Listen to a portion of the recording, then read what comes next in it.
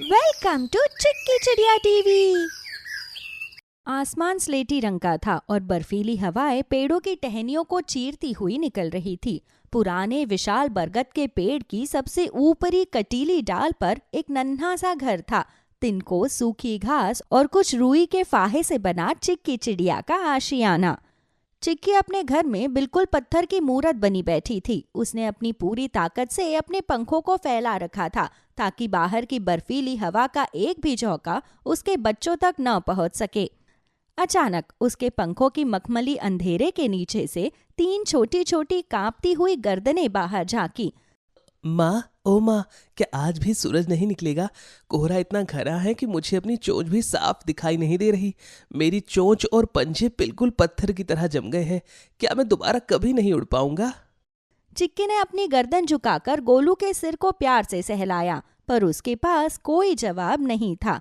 तभी मीना ने कहा, माँ, कल रात से पेट में गुड़गुड़ हो रही है। ऐसा लगता है जैसे पेट के अंदर कोई छोटा सा चूहा दौड़ रहा है। क्या आज भी हमें वही पुराने कड़वे और बासी दिन के ही चबाने होंगे? क्या जंगल में सारे दाने बर्फ के नीचे दब गए हैं? माँ, मुझे बहुत कमजोरी महसूस हो रही है। तीसरा बच्चा टीपू, जो सबसे छोटा था, वो कुछ बोल ही नहीं रहा था। उसकी खामोशी चिक्की के कलेजे को चीर रही थी। चिक्की जानती थी कि अगर अगले कुछ घंटों में उसने बच्चों को कुछ नहीं खिलाया तो ठंड से ज्यादा भूख उन्हें निकल जाएगी। तभी पास की एक ऊंची डाल पर धप से बैठने की आवाज आई। वो कालू कौआ था। उसके काले पंखों पर ओस की बूंदें जम चुकी थी, जिससे वो और भी भयानक लग रहा था। उसने अपनी गर्दन टेढ़ी की और एक तिरछी नजर चिक्की के घर पर डाली। अरे ओ चिक्की, तू तो बड़ी ज्ञानी बनती है। अब देख, तेरी ममता इन बच्चों का पेट भरेगी या ये बर्फ? ये नन्हे शरीर इतनी ठंड नहीं झेल पाएंगे। देख नहीं रही, हवा अब हड्डियों को गलाने लगी है। अगर तू अभी बाहर नहीं निकली तो शाम तक ये गर्दनें हिलना बंद कर देंगी। चिक्की के पंख कांप उठे। डर उनकी लोमड़ी का भी था और बाहर मौत बनकर नाच रही इस ठंड का भी। चिक्की ने नम आंखों से अपने बच्चों को कसकर समेटा। तभी कालू कौवा अपने काले पंखों को झाड़ता हुआ पास आया और बोला, चिक्की, बेकार में मांस के लोथड़ों को गर्मी दे रही है। ठंड देख रही है, नीचे तालाब जम चुका है। अगर आज तू दाना नहीं लाई तो ये बच्चे कल सुबह नहीं देखेंगे। उनकी लोमड़ी 3 दिन से भूखी है। वो ऊंचे पेड़ों पर बने घरों पर ही नजर गाड़े हुए हैं। कालू भाई, ऐसी अशुभ बातें न करो, पर मैं इन्हें अकेला छोड़ू तो छोड़ू कैसे? एक सौदा करते हैं। तूने जो बरगद की खो में वो बड़ा सा अखरोट छिपा रखा है, वो तो मुझे दे दे। जब तक तू दाना लाएगी मैं यहाँ पहरा दूंगा। मेरी कांव कांव से लोमड़ी दूर रहेगी। जैसे ही उसने घोंसले की सुरक्षित सीमा को छोड़ा और नीचे की ओर गोता लगाया, पेड़ की छाल के पीछे से एक भूरा सा साया बिजली की तेजी से नीचे उतरा। वो काने गिलहरी थी। उसने छलांग लगाकर चिक्की के रास्ते वाली डाल को पकड़ लिया और अपनी झाड़ीदार पूंछ को जोर जोर से हिलाकर उसे रुकने का इशारा किया। चिक्की, रुक, ठहर जा। कहाँ जा रही है? मौत के इस सन्नाटे को दावत देने? क्या तुझे अपनी जान की परवाह नहीं, या उन नन्हे बच्चों की? क्या हुआ कानी बहन, तुम इतनी डरी हुई क्यों हो? क्या तुमने कहीं खाने का दाना देखा है? खाना? चिक्की, वहाँ खाना नहीं, यमराज बैठा है। अभी अभी जब मैं सूखे अखरोट ढूंढने नीचे गई थी तो मैंने देखा कि शातिर फुन की लोमड़ी ने अपनी पूंछ से बर्फ पर बने अपने सारे निशान मिटा दिए हैं।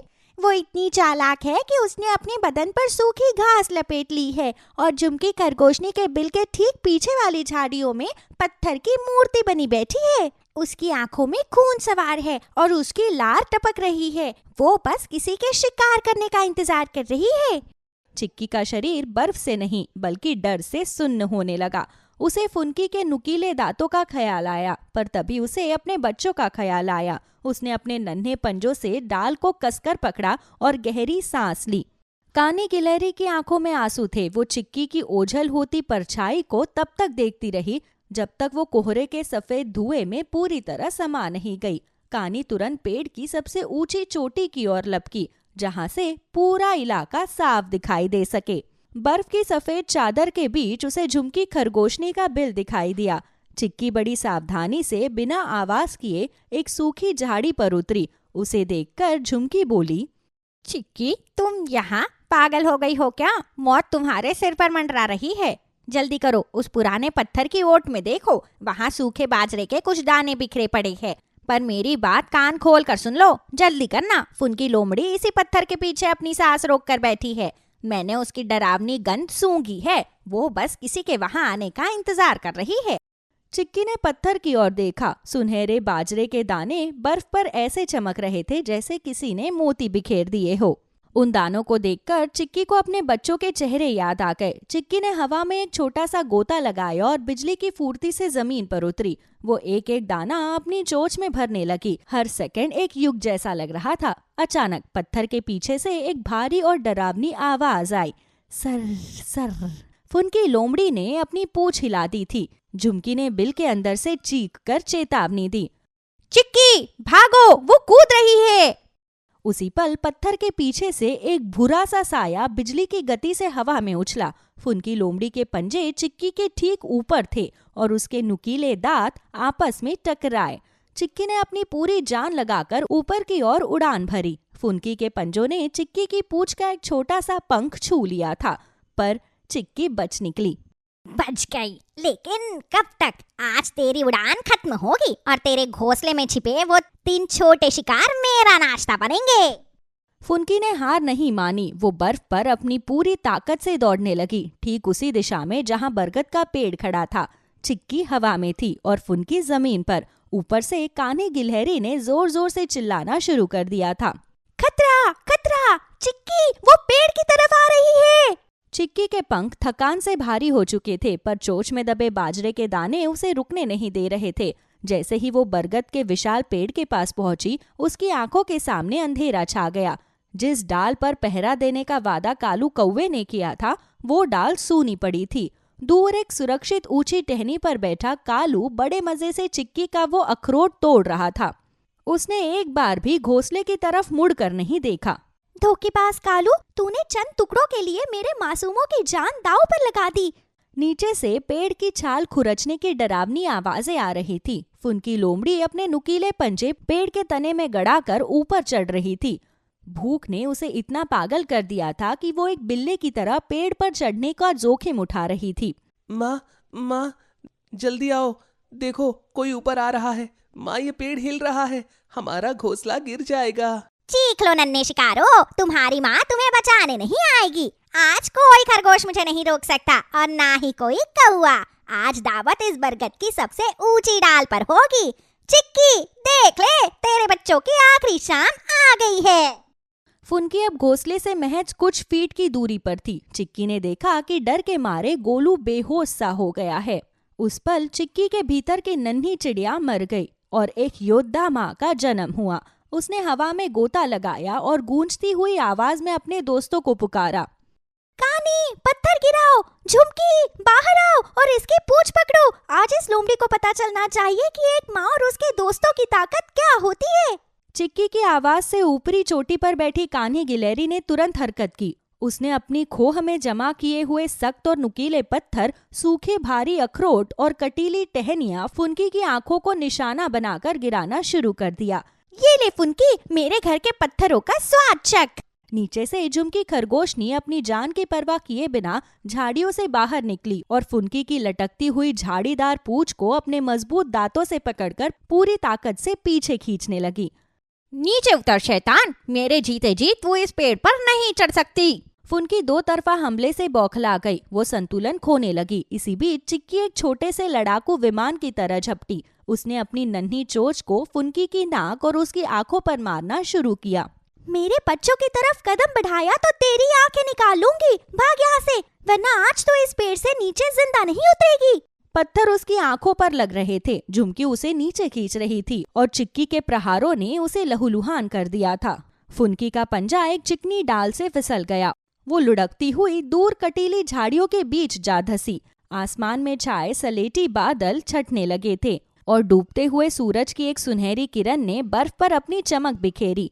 फुनकी लोमड़ी के हार कर भाग जाने के बाद चिक्की हाफती हुई अपने घोंसले के किनारे उतरी। उसने फौरन अपनी चोंच में दबे हुए बाजरे के दाने घोंसले के बीच रखे। माँ, हमें लगा हम फिर कभी आपसे नहीं मिल पाएंगे। जब तक तुम्हारी माँ के पंखों में जान है, कोई भी शिकारी तुम्हें छू नहीं सकता। तभी झुमकी खरगोशनी नीचे से हाफती हुई पेड़ की जड़ के पास पहुंची और कान्हे गिलहरी फुर्ती से नीचे उतरकर चिक्की के बगल वाली डाल पर जा बैठी। चिक्की, तुम ठीक तो हो ना? तुम्हारी पूंछ के कुछ पंख उखड़ गए हैं। मैं ठीक हूँ झुमकी बहन। अगर आज तुम उसकी पूंछ न खींचती और कानी पत्थरों की बारिश ना करती तो मैं अकेली कुछ नहीं कर पाती। आज तुम दोनों ने साबित किया कि दोस्ती सबसे बड़ी ढाल है। उसी समय दूर की टहनी पर बैठा कालू कौआ का चेहरा शर्म से झुका हुआ था। उसने वो आधा खाया हुआ अखरोट फेंक दिया था, पर अब उसका लालच उसकी ग्लानि में बदल चुका था। चिक्की, मुझे माफ कर दो। मैंने लालच में आकर अपनी जिम्मेदारी भुला दी। मैंने सोचा कि तुम तो मर जाओगी और मैं मजे से अखरोट खाऊंगा, पर तुम्हारी बहादुरी और इन सब की एकता देखकर मुझे खुद पर घृणा हो रही है। कौवा जाति का होकर भी मैं एक छोटी चिड़िया जैसी हिम्मत न जुटा सका। चले जाओ यहाँ से कालू। दोस्ती में गद्दारी करने वालों के लिए यहाँ कोई जगह नहीं है।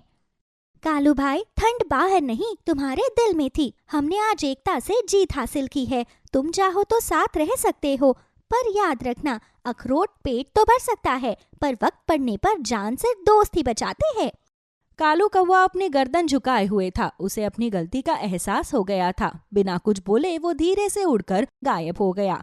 रात बहुत काली और ठंडी थी। बाहर बर्फीली हवाएं जोर जोर से चल रही थी, लेकिन बरगद के पेड़ के अंदर का नजारा बहुत प्यारा था।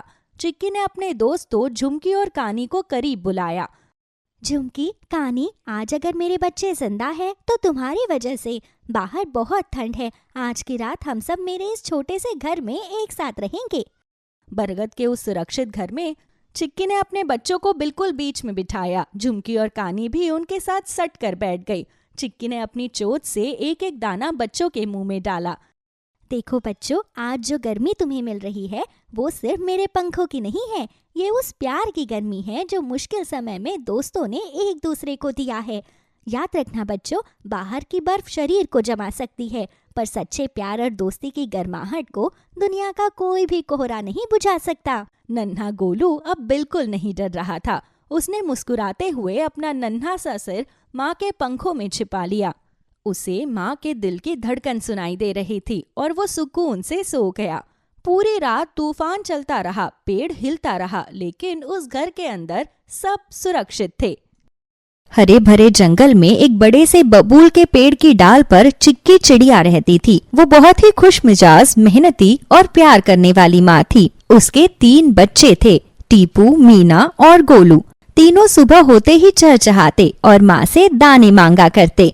चिक्की चिड़िया भी हर सुबह आसमान में उड़कर बच्चों के लिए दाने जुटाती, पत्तों से उनका घोंसला सजाती और उन्हें उड़ना सिखाती। आज का दिन तो बहुत सुहाना है। आसमान बिल्कुल साफ है, हवा भी अच्छी चल रही है।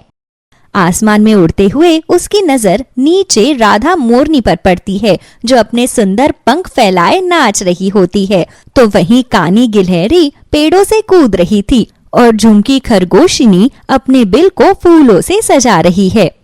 सबका घर कितना सुंदर लग रहा है, लेकिन मेरा घोंसला तो बिल्कुल सादा सा है। काश मेरा घर भी सुंदर और चमकदार होता। अरे किन ख्यालों में खो गई हो तुम चिक्की? किस सोच में डूबी हो? कुछ नहीं, मैं तो बस झुमकी के घर को देख रही थी। रंग बिरंगे फूलों से सजाकर उसका घर कितना सुंदर लग रहा है ना।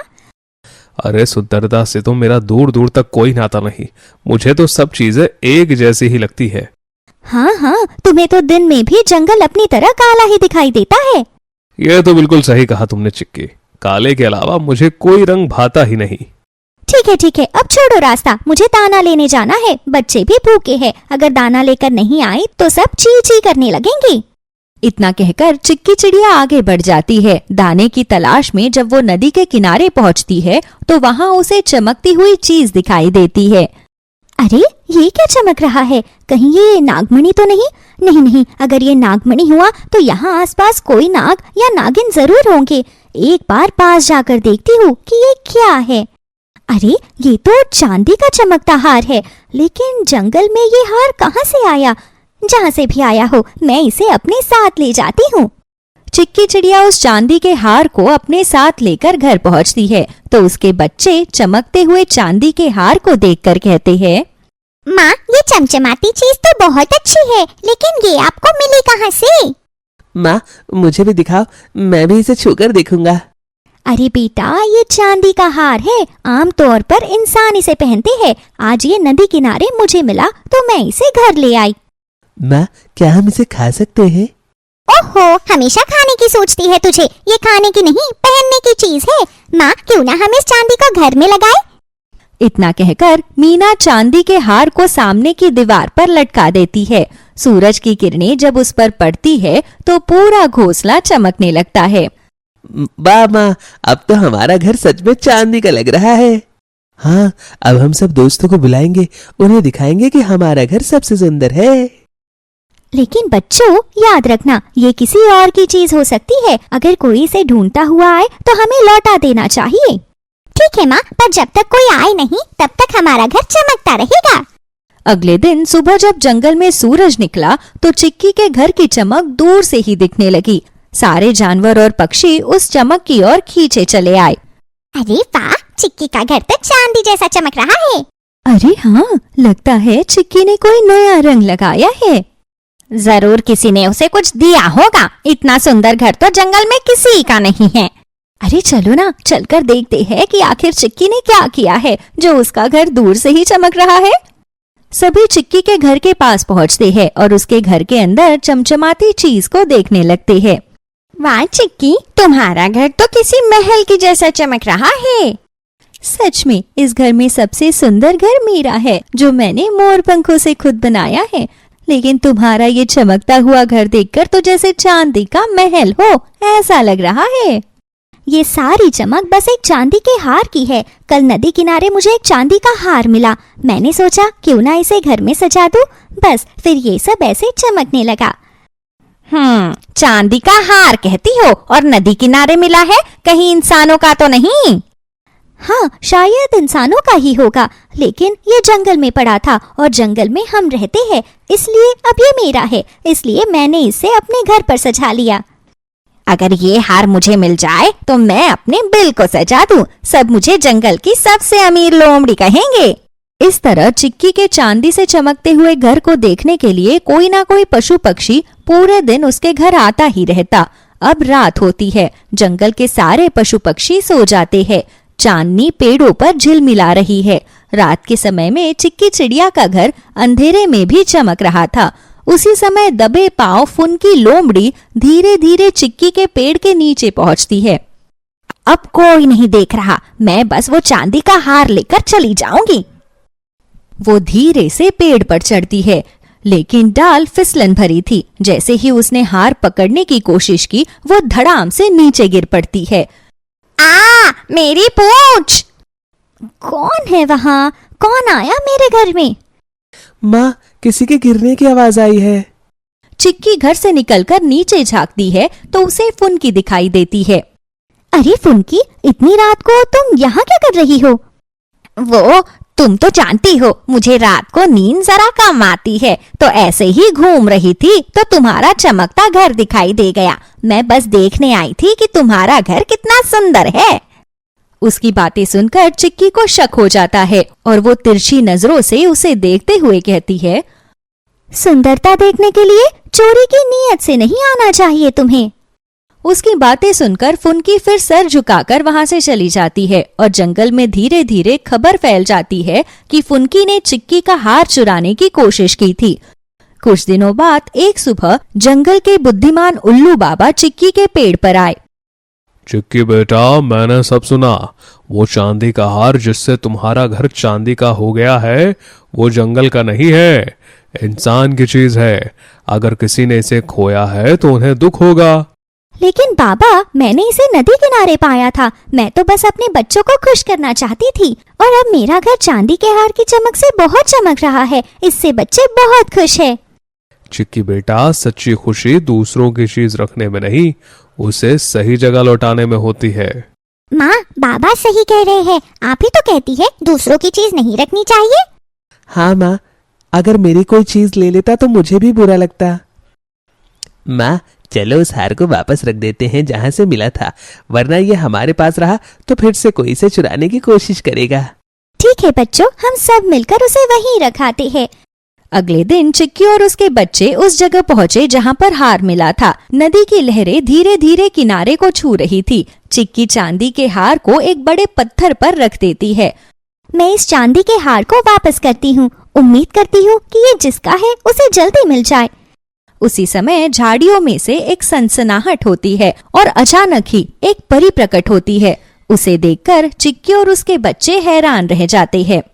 ये तो मेरा चांदी का हार है, मुझे लगा मैंने इसे खो दिया। ये हार आपका है?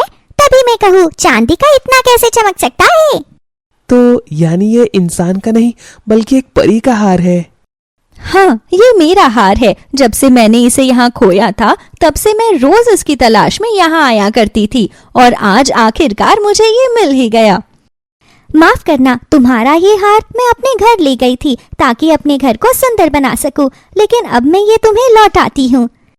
तुमने मुझे मेरा ये कीमती हार लौटाया है, इसके बदले में मैं तुम्हारी एक इच्छा पूरी करूंगी। सच में परी? हाँ बिल्कुल, अगर तुम्हारी जगह कोई और होता तो शायद मुझे ये हार वापस ना मिलता। इसलिए बताओ तुम्हारी क्या इच्छा है? मेरे बच्चों की खुशी में ही मेरी खुशी है। इस चांदी के हार के कारण मेरा घर चांदी का घर बन गया था और मेरे बच्चे बहुत खुश थे। मैं समझ गई तुम क्या चाहती हो। आज जब तुम अपने घर पहुंचोगी ना तो तुम्हारा घर पहले जैसा नहीं रहेगा बल्कि और सुंदर हो जाएगा। इतना कहते ही परी गायब हो जाती है और चिक्की अपने बच्चों के साथ घर जाती है तो देखती है कि उसका पूरा घर चांदी का हो गया है। माँ देखो, हमारा घर तो जंगल में सबसे सुंदर और चमकदार हो गया। हाँ, ये सब उस परी के कारण हुआ है। चलो बच्चों, अपने चांदी के घर में चलते हैं। कुछ ही समय में सभी जंगल वासियों को पता चल जाता है कि चिक्की चिड़िया का घर अब पूरी तरह चांदी का घर हो गया है। अरे वाह, तुम्हारा घर तो जंगल में सबसे अनोखा और चमकदार हो गया है चिक्की बहन।